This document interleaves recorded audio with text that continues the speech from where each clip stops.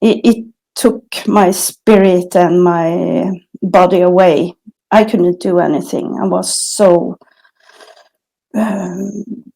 fenced in by the illness, so I couldn't do anything, and the doctors didn't believe me, and so on. Lilla, how did you find carnivore? Well, that is a long story, and I will start with my history. But at the point when I found carnivore, I was very, very ill, and I worked 2 hours a day for the Arbetsförmedlingen to assess my work ability or something like that. I had a very quiet work, and to be able to do it, I had to choose what to do at home, because otherwise I couldn't do my work 2 hours a day. Anyhow, in 2019, I had a lot of issues. I had brain fog and cognitive problems. I was forgetful, and I had depressions, anxiety, and the works. I don't exactly know what was going on in my head because it was so much. And I could get sudden headaches that were really severe and put me to bed for 4 hours. I had a digestive system that didn't work from my mouth to the end station, so to speak. And even though I had been gluten-free since 2005, I was still bloated, and I had constipation and diarrhea. I didn't know when, so to speak. And in 2014, I had such an inflamed colon that I couldn't go to the toilet for a month. And because I have a low temperature, the doctor said, "No, you don't have any problems. You're just making this up." So after a month, more than a month actually, I finally got fever in their mind, and at that time they almost sacrificed my ovaries because they were inflamed and other stuff in my stomach. But they could save me at that time. Well, I was always hungry, and I tried to cook as much as I was able to, but I was very tired, so I had to eat out and buy food that was prepared beforehand. But I didn't like it. But I tried to cook as much as I could, but well, it didn't work that good anyhow, and it became more veggie-based food at the end. And well, I had pains and aches in my total body. It was ongoing aches, and it was pangs of aches, and they came and they disappeared, and some stayed for years. I had allergies, and I had oversensitivities, not only allergic sort of things, but also to sound, smells, brightness, coldness, and when it was hot. So, and on top of that, I had energy depletion that was controlling my life, to be honest. And I was always exhausted. And as soon as I did something, I got PEM, post-exertion malaise. That is very normal for a person with ME/CFS. I had irregular pulse, no sex drive. I couldn't even have sex if that was someone wanted to know. And over the years, 35 of them, I counted over 80 different symptoms. 20 of them were debilitating, handicapping, what do you say? Anyhow, so the last doctor I had actually helped me into a queue for evaluation if I had ME or not. But that took more than 2 years, and then the clinic closed down, of course. Before that, I had a lot of doctors that didn't want to help me, and they ridiculed me, and they did the most ghastly things. Some wanted to prescribe medicines, even though I knew that was no use, because that's not the medicine I need, just to get rid of me. They thought I was hypochondriac, but I never saw an illness and got it. That was not my MO, so to speak. I had what I had, and I wanted to tell them, and they didn't do anything. But anyhow, I visited a private doctor for some time, from 2011 to 2014. Cost me a lot of money because I had to travel along. He gave me dietary supplements first, and then I got on T3 and a low dose cortisone. It helped for a while, but since I have ME/CFS, I do have that, or had, I rejected the medicines, of course. And by May 2019, I had tried a lot of things. I was gluten-free at the time, and that helped somewhat. And I didn't substitute it that much. I ate other stuff.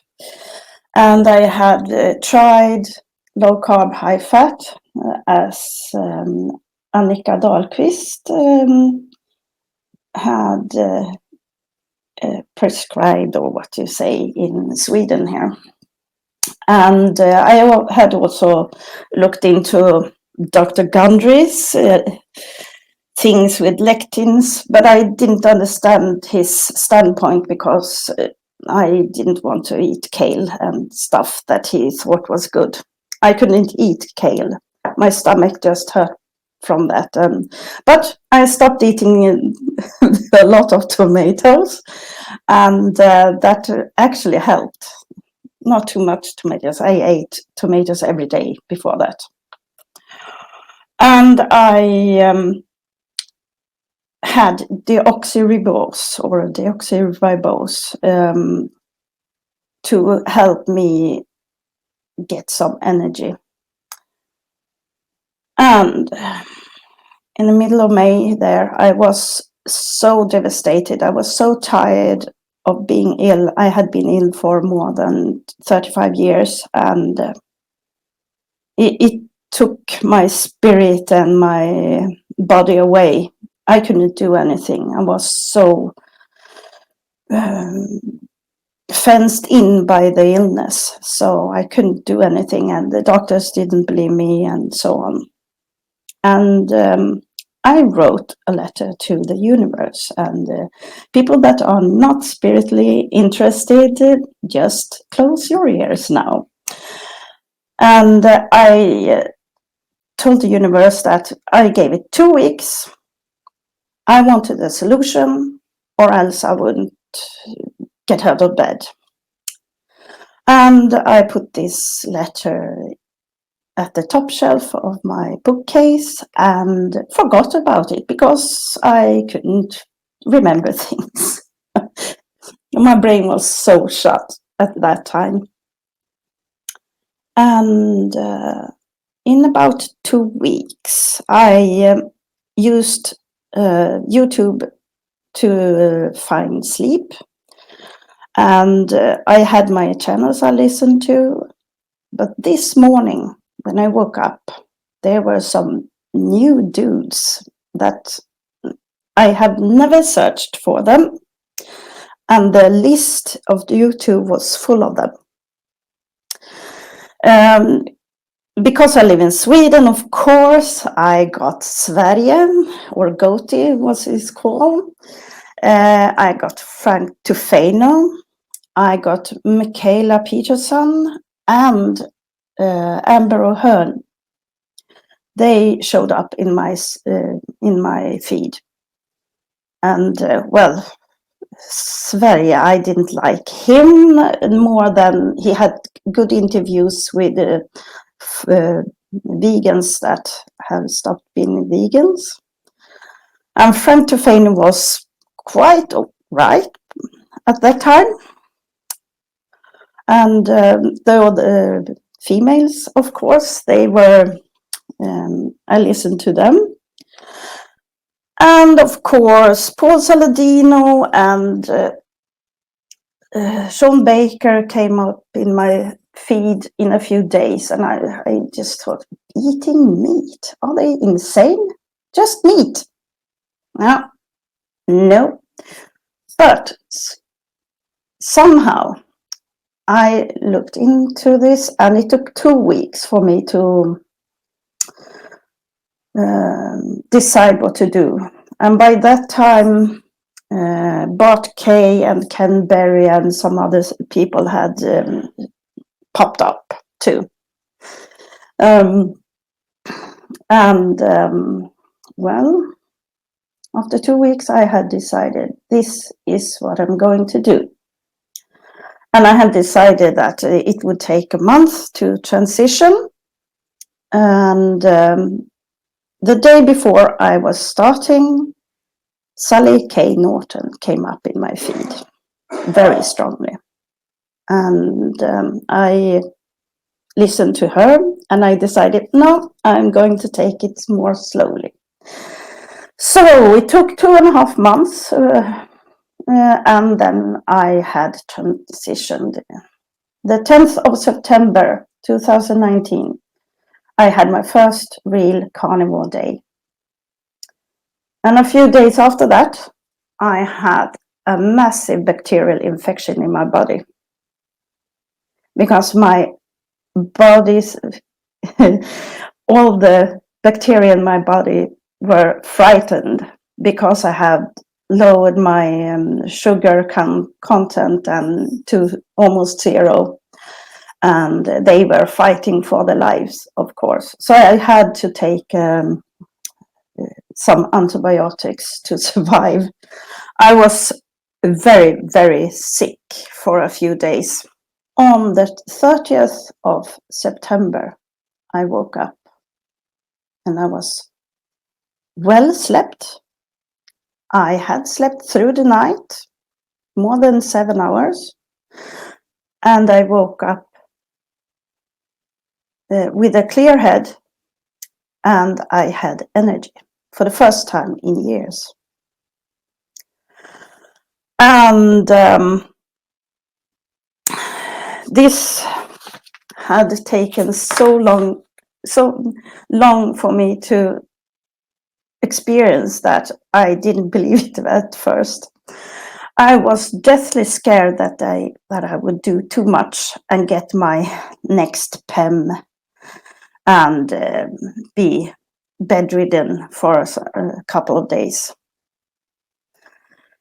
But it held, and I could do more stuff, and I got more and more healthy. And it took about 7 to 9 months before I was able to go to the gym for the first time.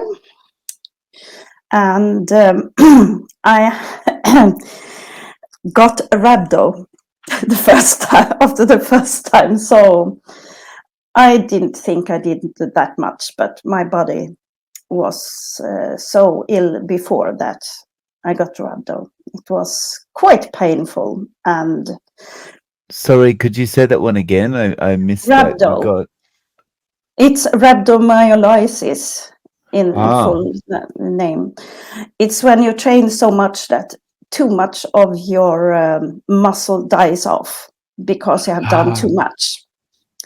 And I do have a muscle mass that is quite substantial, even though I haven't trained that much. But that's a genetic thing. My father was an athlete when he was young, so I have the muscles from him. Anyhow, it was very painful, but I let it heal out, and my kidneys were okay, so I continued training for a while. But since I am sensitive to training still, I couldn't do that so much. Anyhow, I do have some symptoms left, and some of them are because I have been hurting my body for too long, and I have to go to the doctors to fix them up. And just the other day, I got an okay on a referral. We tried 2 times before I got the referral, so it's still hard to get through to the doctors for simple things. And so, but I have been ill for 35 years, and um, it has taken its toll. And I am not sure that I will be fully healed, but that is a question for 5 years ahead. I don't want to say that it's impossible, but I am about 90% healed at this point. It is hard to get well after such a long time. You don't know how to act as a healthy person, and it takes time to relearn. And the sorrow you feel and the sadness over those spent years, you have to go through that too. But on the other hand, I wouldn't say I would redo it in a better way, because I probably have learned more from this than if I was healthy all my life. So I don't know what to do with this, but in the future, it might give me the upper hand in some way. So you've just passed basically you've just passed your 4-year anniversary, right? So congratulations. Thank you. And it's great to hear that things have improved so much. How are you eating on a day-to-day basis now? Well, that depends. I am not very strict, because somehow I believe that my mitochondria, Mitochondria. yes, I think my mitochondria are damaged, and that makes me crave sugar still. So I have this sugar craving that I fight, and I can fight it with my brain, and I can plan or something, but no, sometimes it's just my body does what it does. So it's quite hard to resist it when it comes, and I have to do it simply. And that's why I can't lose weight at this point. I lost weight at the first, the first 4 months. And when I do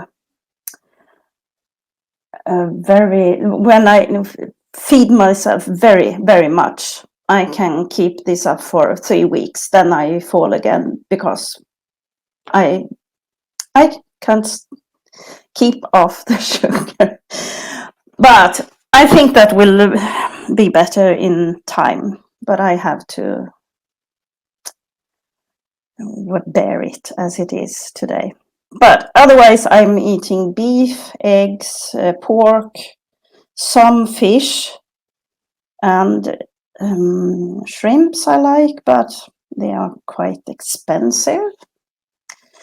So I take them sometimes.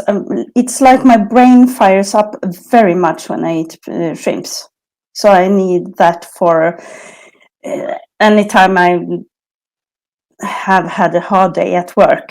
When I take shrimps, and I will be really fired up in my brain. It's like drugs.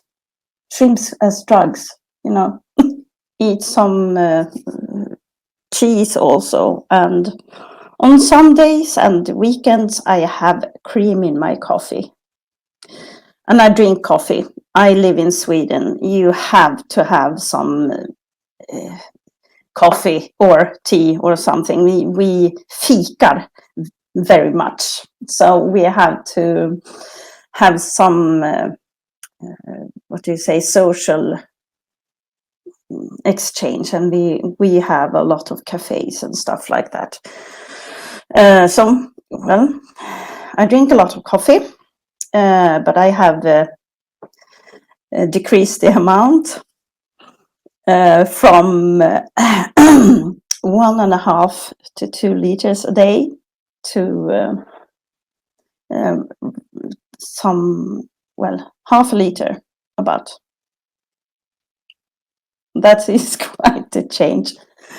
I lived in Östersund before, and they had a cryptosporidium issue for half a year, and the only thing I could drink was bottled water or coffee. So coffee was cheaper, and after brewing it, you just let it sit for a few minutes, and then the cryptosporidium was dead. So warm coffee was the thing. I drank coffee all days during the cryptosporidium era. So I upped my consumption to almost 2 liters a day at that time. But now it's half a liter a day. You mentioned work. Back in 2019, you were struggling with work and just day-to-day things. How is that now? Well, in 2020, when I felt caged in again, when the sea thing happened.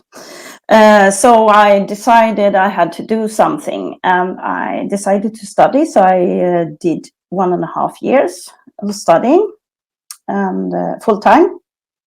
It was like that. It was fun, and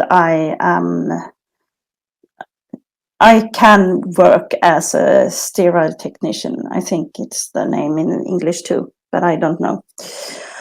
But at the moment, I got a job as a receptionist, and so I have a quite easy job, but it's not engaging at this point. I have worked there for more than a year, June last year until now, and and I just finished a small little course at the Royal Institute of Technology over the internet. So I'm still studying stuff, and that is fun. I haven't done that in years because my brain fog was so big. So Yeah, it's very nice to hear that, uh, going from suffering like chronic fatigue to now working and studying and stuff like that. It seems the amount you can do and the levels of energy have certainly gone up, right? okay, that's an understatement. But I think that my thyroid system is a bit wonky too, because I have to take iodine every day, and it doesn't seem to help anymore. So I have to look into that. The next doctor's appointment after the one I have a referral to. How about people around you, family and friends? Have they noticed change in you?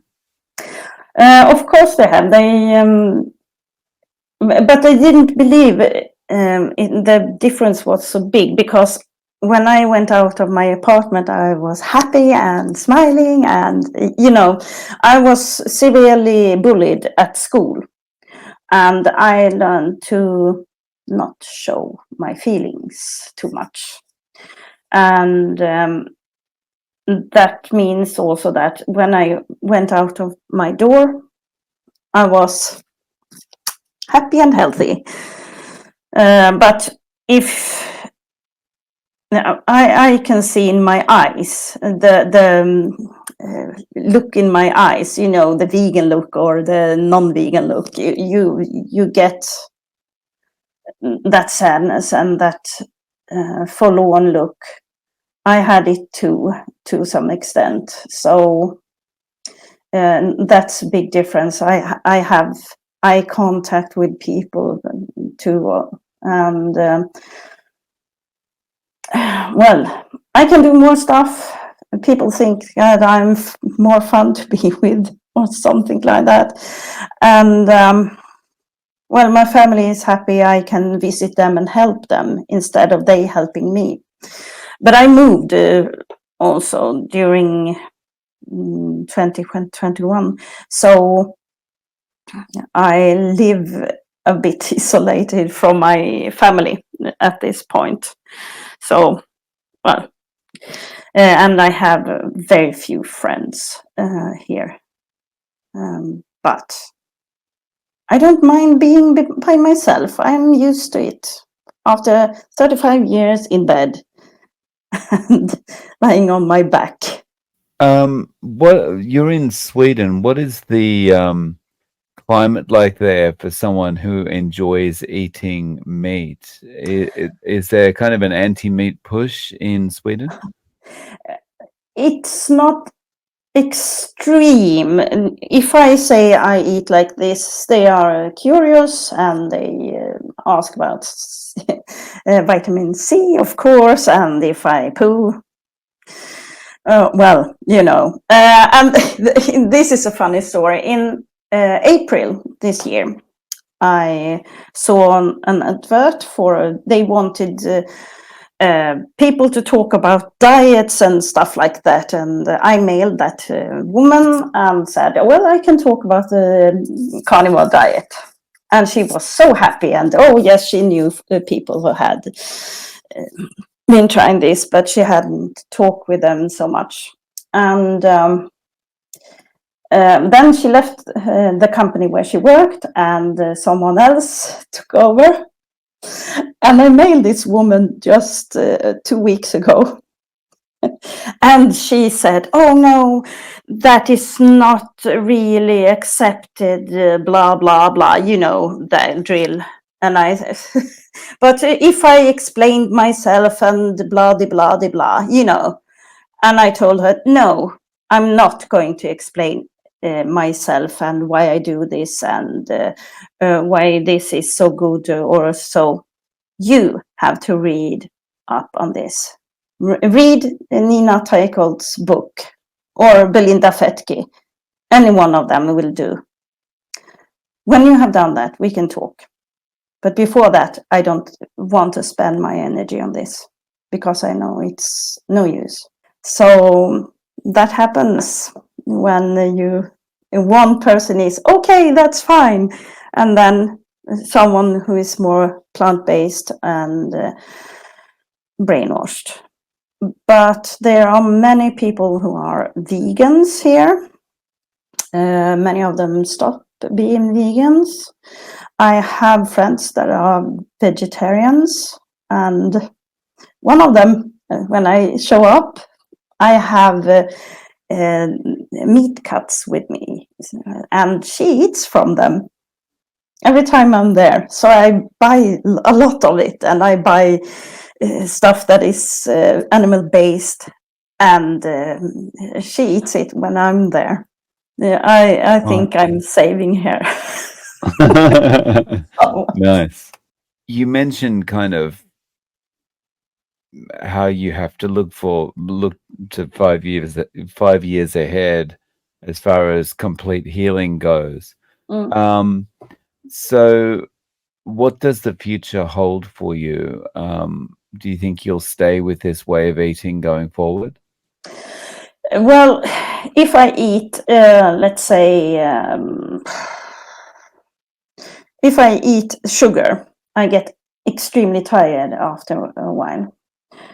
20 minutes, 40 minutes, and I have to go to bed.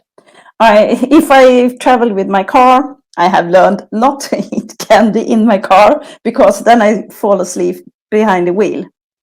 So I have to go to the side and sleep for 1.5 to 3 hours before I can drive again. Not doing that again. Learn from before that. No, that's not good. I had troubles driving when I had full ME/CFS. Sometimes I could drive for 1 hour.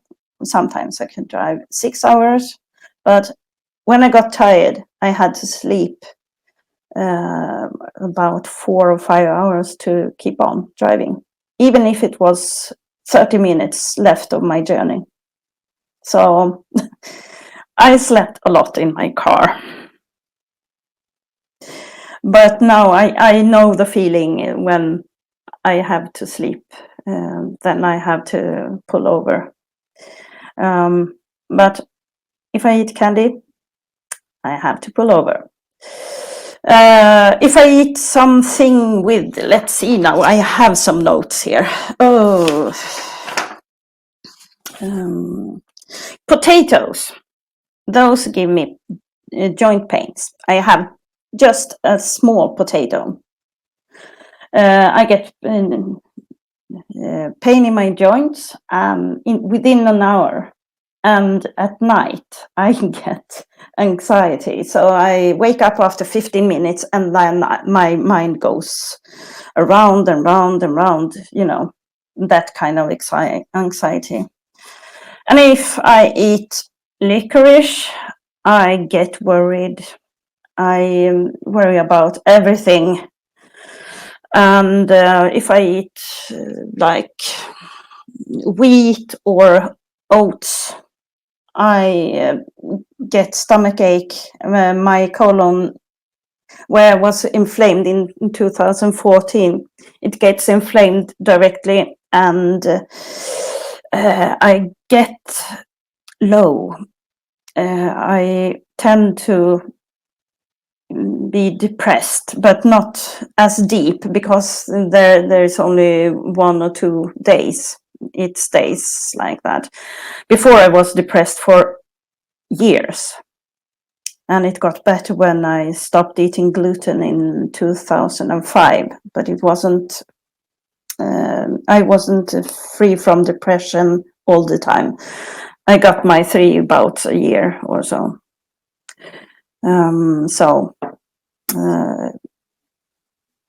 If I eat iceberg lettuce, I get manic. I have to, if I eat one piece, I have to have all of it. So I cannot buy iceberg lettuce or shove it in my mouth. And then I am a bit manic for a few hours after. So it does tend to give direct response today. So there are many things I haven't even tried because I don't know what it will do with me. That sounds like dangerous iceberg lettuce. Wow. Yes, it's weird. It's like, and if I taste one bit, I just have to go and buy one full head and shove it in my mouth with Mm. salt, of course. But anyhow, it's disgusting because it's not that good, really. Wow. Give me some Pop Tarts instead. So this has been a long road for you. But I'm happy to hear that you've got more of a handle on things and things are improving. Um, Lila, do you have a YouTube or any social media where people can reach out to you? Well, I have one Instagram account. I only post some footage of what I eat and some hobbies and so on. I was thinking of going on YouTube, but I don't know really. I haven't decided, as usual. But I can give you the Instagram account so you can put it down below afterwards.